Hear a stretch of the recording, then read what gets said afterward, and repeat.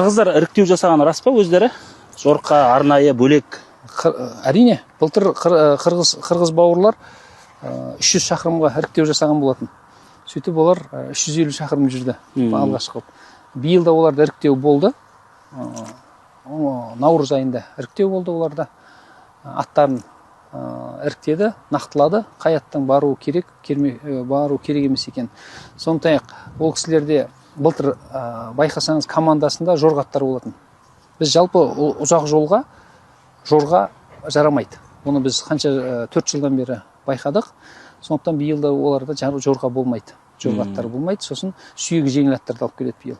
500 шақырымға дайындалды ма сонда? Олар биыл іріктеуді қанша жасағанын білмейміз. Біздің естуімізше 200, бірақ ол жылдамдық өте үлкен жылдамдықпен өткен. Өте үлкен жылдамдықпен, мәселен, сағатына 2 сағат 15 минут деп бізге айтты. Ал шын мәнінде былтырғы ұлдалы жорғының 50 километрді өту уақыты 2 сағат 35 минут орташа уақыты. Ал қырғыз ағайындар іріктеу өткізген кезде 2 сағат 15 минутқа сыйған дейді 50 километр. Ол деген сөз рекорд па? Рекорд уже.